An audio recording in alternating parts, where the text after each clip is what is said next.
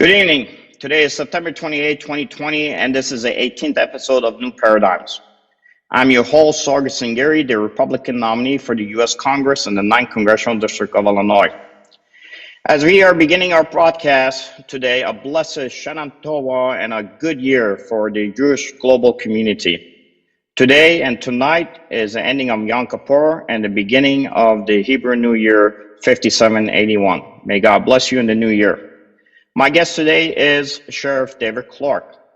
David was born and has been raised in the city of Milwaukee, where he played on the championship varsity basketball team at Marquette High School, and then went on to earn a degree in the criminal justice management from Concordia University in Wisconsin, graduating summa cum laude. As part of his continuing educational programs and studies, he also graduated from the prestigious FBI National Academy and the National Executive Institute in Quantico, Virginia. His journey in service to the nation began with the Milwaukee Police Department in 1978, where he helped protect the city for 11 years as a patrol officer on the streets of Milwaukee. After promotion to detective in 1989, he was assigned to the Homicide Division, investigating close to 100 homicides a year as part of a team and making arrests in over 80% of those cases. His leadership was recognized again in 1992 with a promotion to lieutenant of the detectives, and in 1996 when he was promoted to the rank of captain of the police with assignments as the commander of the Crimes Against Poverty Division, assigned to the department's 1st District in downtown Milwaukee and the Intelligence Division.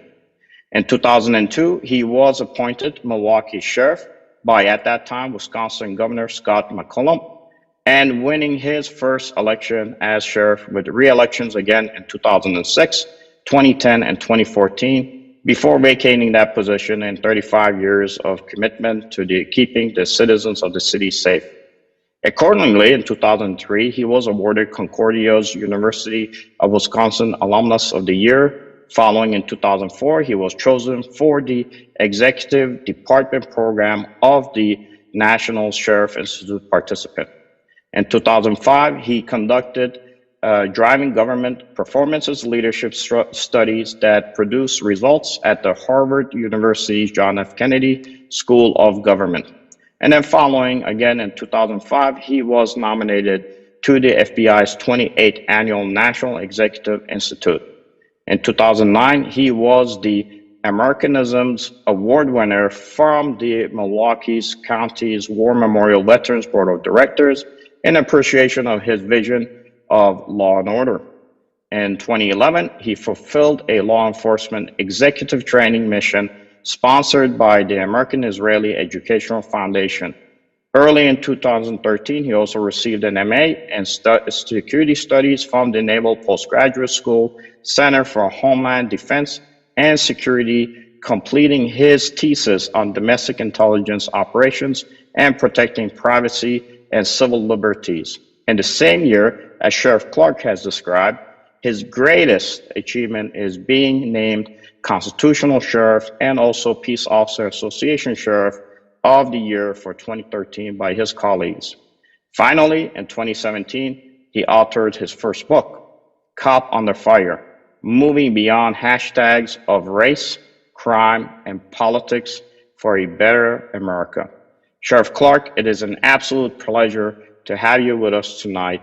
A warm welcome from our viewers to America's Sheriff. Thanks a lot, Sargis. I appreciate that. There's a lot there, but the reason why I don't mind sitting back and listening to it, because it represents a lot of hard work. I've continually developed throughout my nearly 40 years in law enforcement, and those served as building blocks. But one of the other things that I like to remind people, when you read my bio, it shows that when I talk about law enforcement, I know what I'm talking about. No, look, that's one of the reasons I kind of laid out the bio. I think sometimes we get lost in the shuffle as far as what the background is. And that's just one of the reasons I have you here, because of your knowledge. I know that last week, as we had talked, I had Ann on the show, and Ann brought up some issues, of course, with what was happening at the time in St. Louis when her husband was killed, and her wants and desires were to kind of see whether or not these type of organizational structures that we are kind of dealing with, whether or not there's something behind it. And I know that as a law enforcement professional and a leader in the community, based on your background, I guess my first question would be to kind of look at those issues that Anne had brought up. What would you recommend maybe being a more effective way of possibly enforcement of the law within the guidelines of the civil liberties and privacy protections and law and order based on what is happening in our streets? Well, first of all, my suggestion would be for people to abide by the law. That's where we're having the problem. You know, in our society now, there's been a breakdown.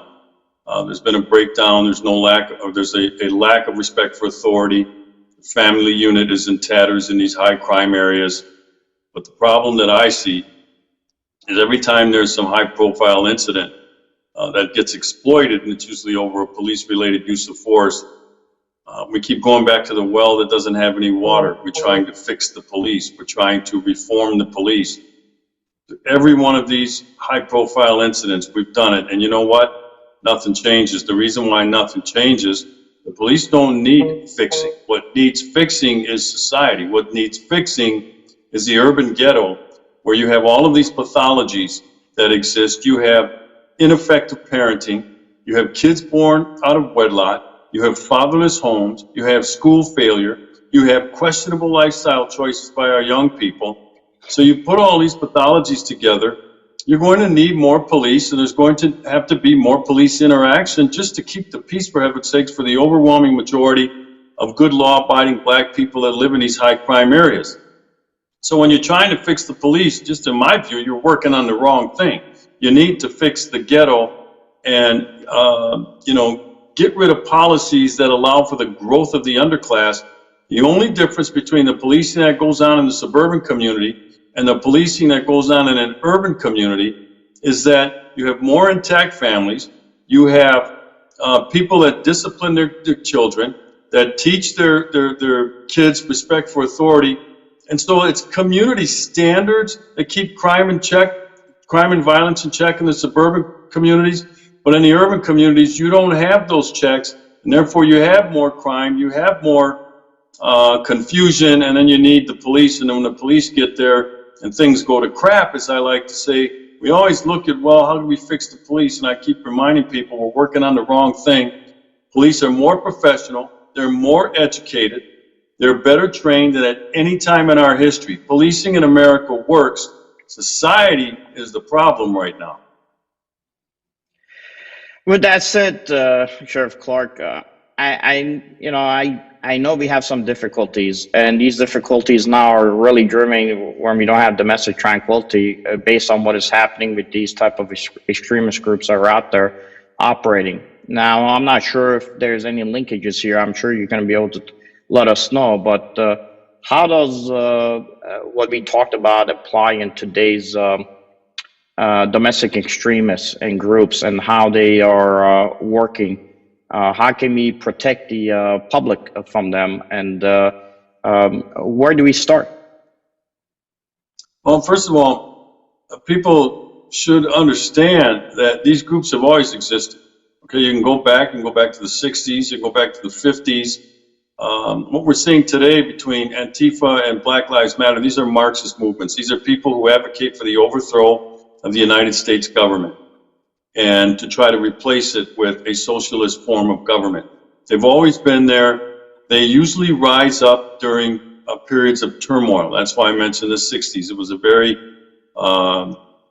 dynamic period of time, period of change, and they were working their magic, so to speak, during that period of time. So you have them exploiting these situations. You have them exploiting vulnerable people who maybe can't sort everything out like maybe you and I can, where we'll sit down, we'll do some research, we'll try to separate this thing into parts that we can better understand and figure out who are the players, what are they up to, where's the funding coming from.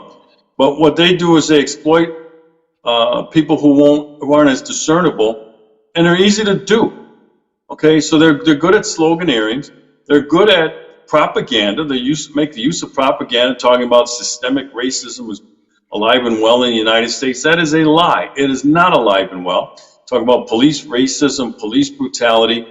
These are all slogans that will enrage people. There's no doubt about that. So what I have been disappointed in over the last 6 months is some of the police tactics that worked all throughout the 80s when we had crime on the run, for heaven's sakes. We had some of the lowest crime rates in the history of this country during the 80s, the 90s, and early 2000s because the police were aggressive within the law.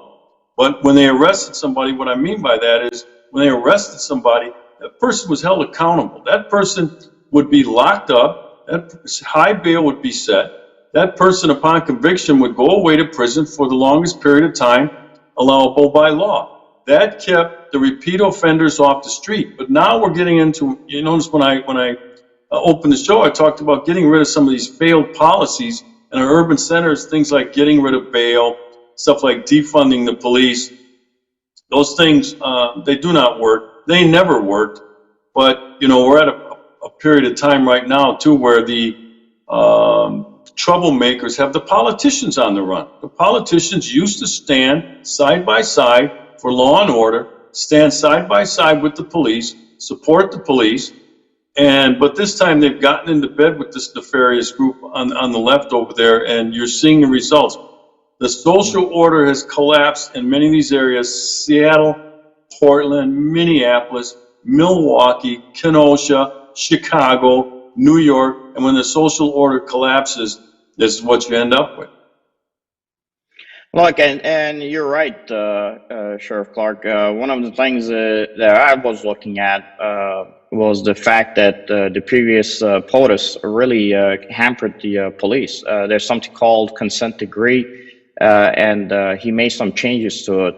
And I think it's led us to a point where the police has become ineffective almost to a point. But I was going to ask you if you could maybe explain a little bit what happened with the consent decree or decree under the previous administration, and if maybe we can make modifications to go back to a much more broader capability for policing to empower the local police departments and have a better ways of maybe even means of combating crime while, you know, we can simultaneously, as the other side like to say, protect the constitutional and civil liberties of people.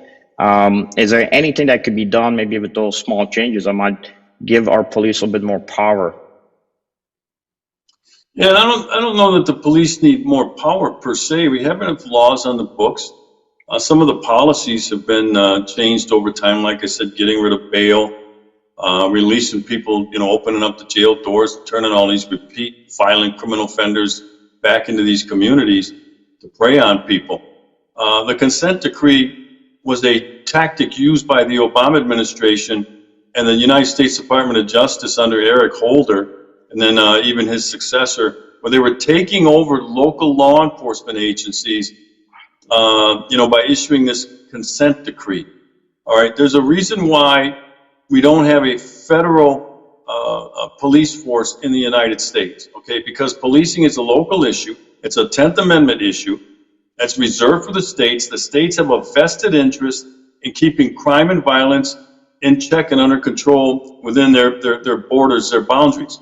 So, you know, the founding fathers grappled with that for a little bit about a federal police force. Didn't like the idea, well, then it's a good thing. So this consent decree comes in and it basically takes over that police department and puts them under the authority of the Department of Justice. The feds know nothing about how to police in a local community. They haven't been there. They don't have the know-how. They don't know the players. They don't know the environment. They don't know the people. But yet they're going to run the police agency. And what these consent decrees do, Sargis, is they tie the hands of a law enforcement agency, and they end up spending more time writing reports to satisfy this consent decree, which means time away from the street, which means extra overtime to be writing reports. And so the police are not focused on what they should be focused on, and that's being on the street, meeting the people in their community, spending time with them, and keeping the peace. So the Obama administration, I think, had 22 consent decrees out, for heaven's sakes. They investigated 23 agencies, and then 22 of those found them guilty. That doesn't pass the smell test. You know, that 22 out of 23 were guilty of some sort of infraction, and then they took the agency over. This current administration under President Trump made it clear that he was not going to allow the Department of Justice to run police agencies. It's not their expertise. They don't know how, and it's better left to the locals. I agree with you. I'm also a member of the Legion of St. Michael law enforcement community, and my poor brethren that are out there on a nightly basis are just tired. They're tired, Sheriff Clarke, with everything they have to deal with their own personal lives, with their families, financial difficulties, COVID, illnesses, having family members that have special needs. Now you go on the streets and people are, doing whatever they can to kill you, to hurt you physically. And then in this process, the government steps in, as you said, under the previous administration, and handcuffs them and puts individuals in charge that have no concept of what policing is at the lower level. I know that I was told that it's possible that some of it is tied to the war on drug issue.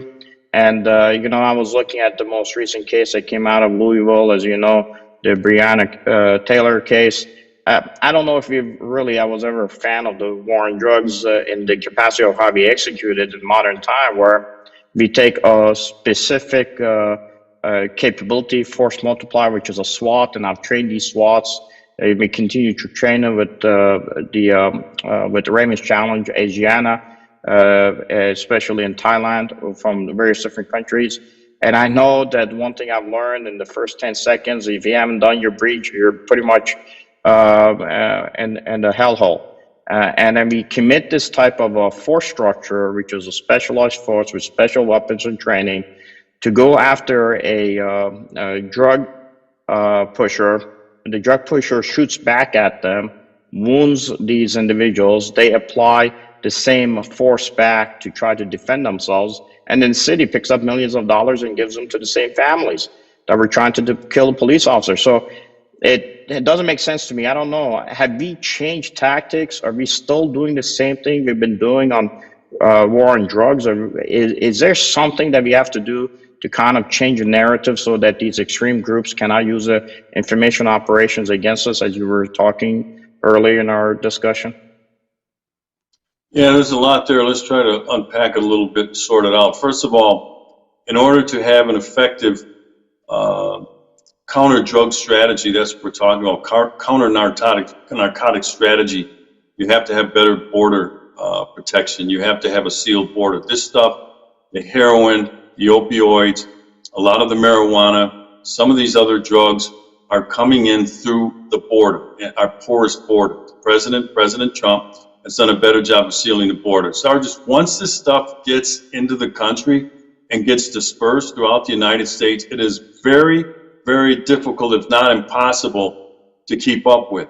So because we didn't have effective border control, the stuff was easily entered the United States, and then it goes to your distribution centers, what they call the HIDTA areas, high-intensity drug trafficking areas. Milwaukee was named as one, Chicago, New York, you can go throughout the United States. That's where this stuff filters into, and then throughout the United States. So you're kind of chasing your tail. So now that we have more effective border control, you cut off the supply. That's the goal, is to cut off the supply. But under the current war on drugs, I would somewhat agree with you. With the current war on drugs, I said you were kind of chasing your tail. It was a losing proposition. There's no doubt about that. So now that we have better border enforcement, though, over time, it's not going to happen overnight. Over time, we may see that it's harder to get that stuff into the United States. And then once it does, it's going to be smaller amounts. You're going to know more of the players. You're going to have better intelligence. And then you can go into these cities and you can get the drug dealers at that point. But until we seal the border effectively, this is what we have.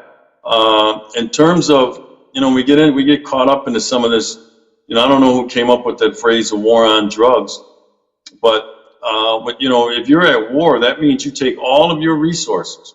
Okay, you marshal all of your resources to defeat the enemy. We're not doing that. You got these drug units within some of your larger agencies, but that's not enough to combat the amount of drugs that are coming in. You have to have better coordination with agencies like the Drug Enforcement Administration.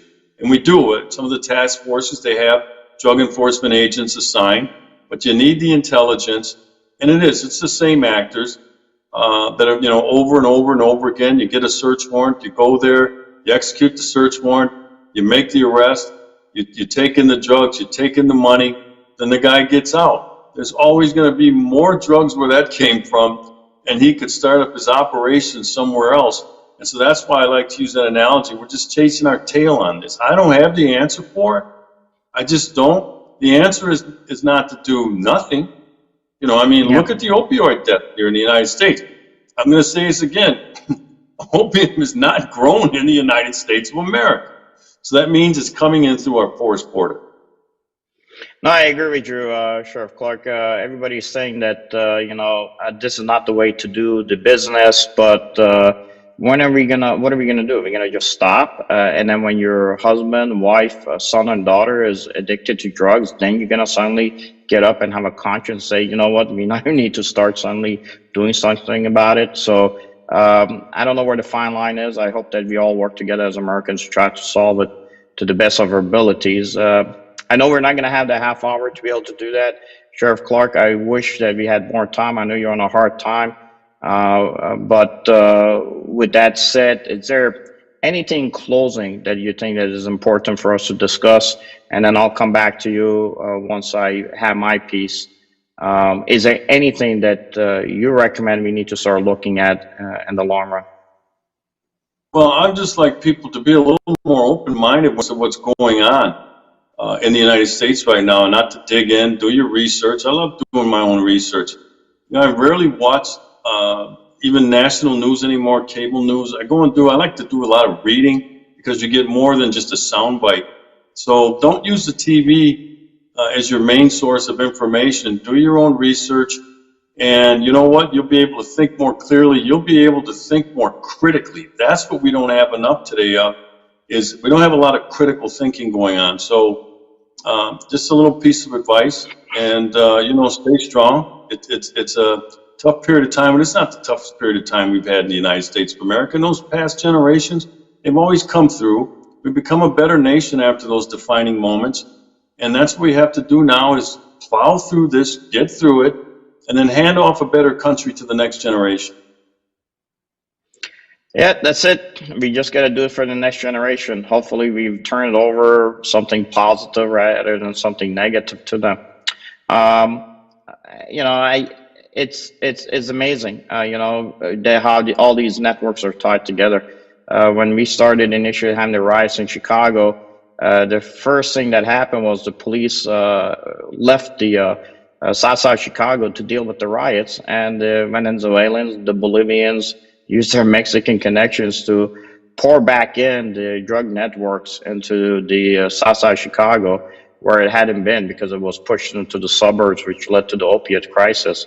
It's a constant war. We just got to work together, and hopefully, like you said, we get to a point where we could finally defeat this enemy.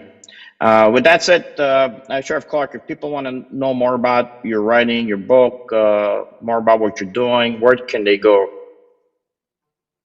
Yeah, get the book. It's a good read, and I don't say that just because I wrote it, but a lot of people that I run into, they tell me that they really enjoyed it. Cop Under Fire. It's available at Amazon or your favorite book seller. Also, social media, Parler, Parler. It's a social media site.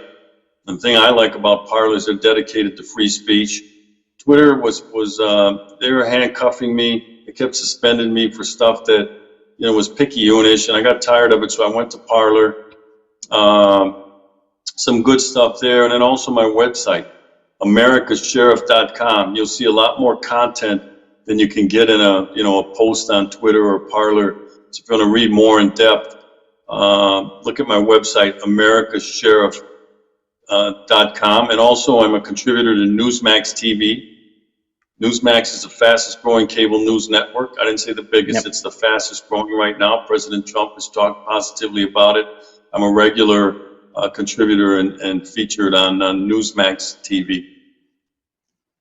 No, Sheriff Clarke, I've been on Newsmax. I think it's a wonderful medium, and I think they do a hell of a job. With that said, also for us, Sheriff Clarke, we're just a few months away, few days away, I should say, from election. And just a couple of updates for our listeners. I was able to pick up a couple of the endorsements. One was from the Fraternal Order of Police, Lodge number 7, which is from our brethren. God bless them for standing with me. And I will tell you that the police in our nation will have a place of honor once I am in Congress. And the other piece is that we picked up the Reclama endorsement from one of the major Eastern European focused marketed newspapers with Russian speakers that reaches out in my district. And for me specifically, young men and women, please, if you haven't registered yet to vote, you got to do it. The deadline is approaching. We're a few days away from it. And if you want to be able to support us, please go to www.votesangari.com, www.votesangari.com, and please donate. We need money. We cannot do it on our own. And come volunteer. And let's hope we can finally change Congress and this year. With that said, last words, Sheriff Clarke, before we leave the program. Well, first of all, Sargis, it's been my pleasure to be on with you. I try to get to as many platforms as I can to spread the word. My big thing right now is to message, to create narratives.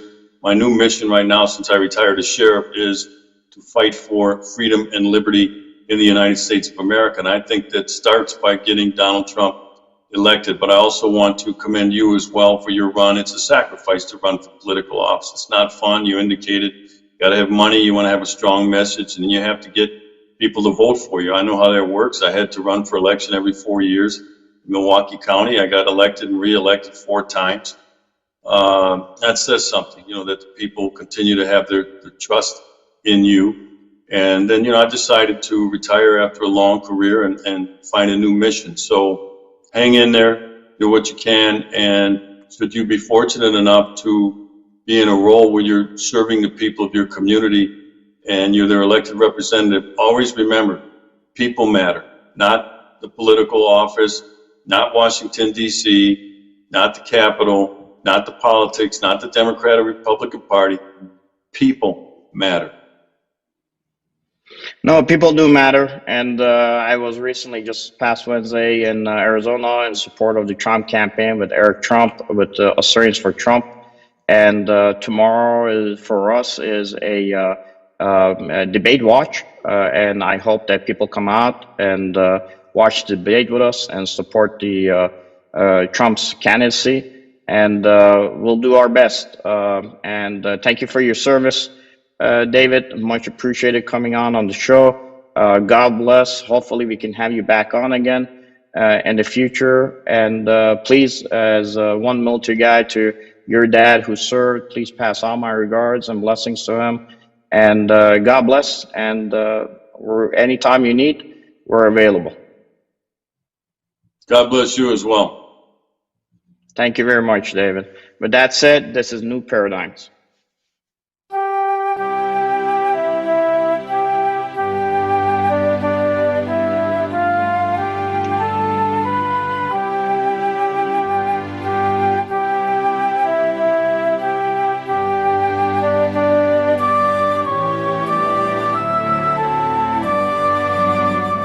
The founders of this nation did not create a land of opportunity by growing government. They did it by reducing its powers, particularly when the government of the King of England did not provide them with representation. The U in the United States originally was not capitalized, but the S in the states was, meaning that the states were like semi-sovereign nations. Governance was more local and solutions were often more interpersonal rather than political.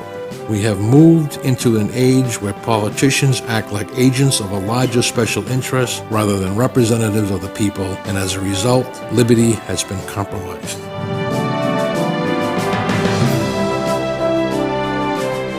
With your help, Lieutenant Colonel Sangari can fight this corruption and end this Middle Eastern non-democratic mentality of keeping an official in his or her seat for life, or replacing them by their own hand, pick subservient, and finally start focusing on collective American effort on actually representing the needs of all the constituents in the 9th Congressional District, including Democratic and Independent Americans, for our benefit, and not to advance the position of a single political party or person in our America again, advocating for honoring and empowering the American dream for all.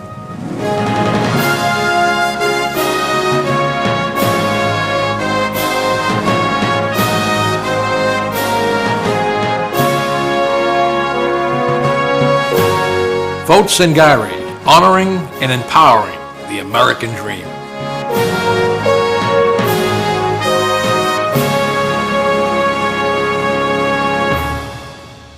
I am Sargis Sangari, and I approve this message.